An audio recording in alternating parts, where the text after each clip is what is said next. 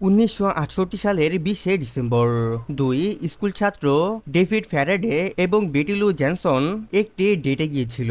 তাদের এই ডেটটি ছিল একেবারে নিঃসঙ্গ জায়গায়, যেখানে তাদের উপর হামলা চালানো হয়, তাদের গাড়ি থামিয়ে গুলি করা হয় এবং তাদের হত্যা করা হয়।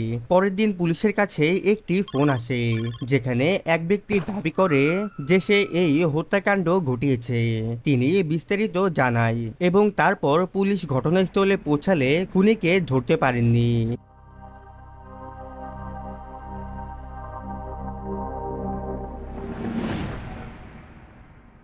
এই ঘটনা ছিল প্রথম এবং পরে আরো অনেকে হত্যাকাণ্ডের সূচনা, দ্বিতীয় হামলা এবং প্রথম চিঠি। এরপর 4 জুলাই 1969 জোডিয়াক কিলার আবারও হামলা চালায়। এইবার তার শিকার ছিল ডার্লিন ফেরিন এবং মাইকেল মেজাও। তাদের উপর এক অদ্ভুত ব্যক্তি হামলা চালায়, গুলি করে এবং পরে পুলিশকে ফোন করে পুরো ঘটনার বর্ণনা দেয়, কিন্তু খুনি ধরা পড়েনি। তখন শুরু হয় খুনির চিঠি পাঠানো। পহেলা আগস্ট 1969 সালে সান ফ্রান্সিসকোর 3টি প্রধান সংবাদপত্রে একটি অদ্ভুত চিঠি আসে। চিঠিতে খুনি দাবি করে, আমি অনেক খুন করেছি এবং আমি এটি চালিয়ে যাব। সে আরো জানায় যে তার কাছে কিছু প্রমাণ রয়েছে যা তাকে খুনি প্রমাণিত করতে সক্ষম হবে। কিন্তু সবচেয়ে অদ্ভুত অংশ ছিল তার চিঠির কোড এবং গোপন বার্তা, যা সবাইকে চ্যালেঞ্জ করেছিল। খুনি তার চিঠির মধ্যে একটি জটিল কোড রেখে যায়, যা সে দাবি করেছিল যদি সংবাদপত্র এই কোডটি ভাঙতে পারে তবে আমি পরিচয় জানাবো। সংবাদপত্রের কর্মীরা এই কোড ভাঙার চেষ্টা করেন, কিন্তু তা এতটাই কঠিন ছিল যে কেউ তা ভাঙতে পারেনি। তবে কিছু সময় পর কোডটি ভাঙা সম্ভব হয় এবং সেখানে লেখা ছিল, আমি তোমাদের চ্যালেঞ্জ করতে চাই, আমাকে ধরতে পারবে না, কারণ আমি জানি কিভাবে পলাতক থাকতে হয়। এরপর 1969 সালের 27শে সেপ্টেম্বর ব্রায়ান হার্টনেল এবং সিসিলিয়া আন্ন নামক এক দম্পতি আক্রান্ত হয়। তাদের উপর ছুরি দিয়ে আক্রমণ করা হয় এবং তাদেরকে প্রায় মেরে ফেলেছিল।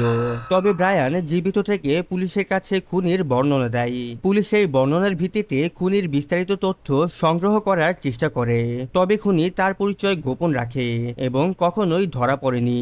এরপর পুলিশকে আবারও একটি চিঠি পাঠানো হয়, যেখানে লেখা ছিল, আমি আরো মানুষ হত্যা করছি, আমার সিগনেচার হলো এই কোড যা আমি পাঠাচ্ছি। এছাড়াও আরো একটি চিঠি আসে যাতে সে নতুন শিকারকে ধরার জন্য আরো বার্তা পাঠায়।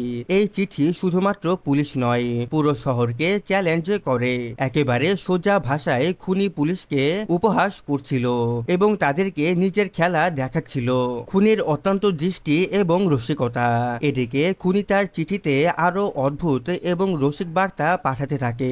এক চিঠিতে সে লিখেছিল, মানুষকে হত্যা করা আমাকে অনেকে মজা দেয়, তাদের মূর্তি দেখাটা আমার জন্য এক ধরনের আনন্দের ব্যাপার। সে তার হত্যা সম্পর্কে আরো বিস্তারিত লিখেছিল।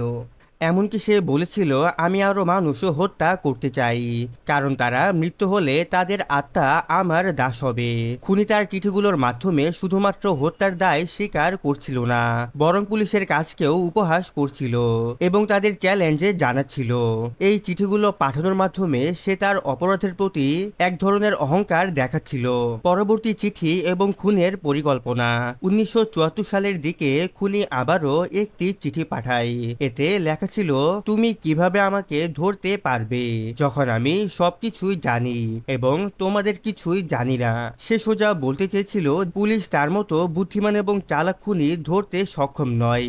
তার বার্তায় একটি জটিল কোডও ছিল, যা অক্ষর এবং সংখ্যা দিয়ে লেখা হয়েছিল। এটি আবারও পুলিশের জন্য একটি বড় চ্যালেঞ্জ হয়ে দাঁড়িয়েছিল। কিন্তু কিছু সময় পর একটি নতুন থিওরি আসে। পুলিশের মতে খুনি একভাবে কাজ করছে না, বরং এটি একটি দলীয় কাজ হতে পারে। কেউ চিঠি লিখছিল, কেউ খুন করছিল, আবার কেউ ফোন করছিল। পরিকল্পনায় ব্যর্থতা এবং সন্দেহ ভাজন। পুলিশ 37 জন খুনির বিষয়ে সন্দেহ করতে শুরু করে। তারা 3টি প্রধান সন্দেহভাজন চিহ্নিত করে, যাদের মধ্যে আর্থার লেন অ্যালেন অন্যতম। তবে পুলিশ কখনোই কোনো সন্দেহভাজনকে সুনির্দিষ্ট খুনি হিসেবে প্রমাণ করতে পারেননি। অ্যালেনের বিরুদ্ধে কিছু প্রমাণ ছিল, কিন্তু তার বিরুদ্ধে বিরুদ্ধে কোনো নির্ভরযোগ্য তথ্য পাওয়া যায়নি এবং সেই কারণে তাকে মামলা থেকে অব্যাহতি দেওয়া হয়। জোডিয়াক কিলারের পরিচয় আজও অজানা এবং 1970-এর দশকের পর আর কোনো বড় হত্যাকাণ্ড ঘটেনি বলে মনে করা হয়। তবে তার চিঠিগুলো, তার কর্মকাণ্ড এবং সেই সময়কার পুলিশের তদন্ত আজও রহস্যে ঘেরা। সারা বিশ্বজুড়ে অনেকেই এখনো মনে করেন একদিন হয়তো এই রহস্যের সমাধান হবে, কিন্তু বর্তমান পর্যন্ত তার সঠিক পরিচয় জানার উপায় নেই। এতগুলো হত্যাকাণ্ডের পর কেন একজন খুনি পুলিশের হাতে ধরা পড়েনি? সে কি সত্যি একইভাবে কাজ করছিল নাকি একাধিক ব্যক্তি জড়িত ছিল? এই প্রশ্নগুলো আজও আমাদের মনের মধ্যে অব্যাহত থাকে। তাহলে আপনি কি মনে করেন, জোডিয়াক কিলারের আসল পরিচয় কি কখনো পাওয়া যাবে? আপনি যদি এর উপর আরো বিস্তারিত আলোচনা চান তবে কমেন্ট সেকশনে আপনার মতামত জানান। ভিডিওটি যদি আপনাদের ভালো লাগে তবে লাইক এবং সাবস্ক্রাইব করতে ভুলবেন না। সাবধান থাকুন, নিরাপদ থাকুন, সবসময় সতর্ক থাকুন।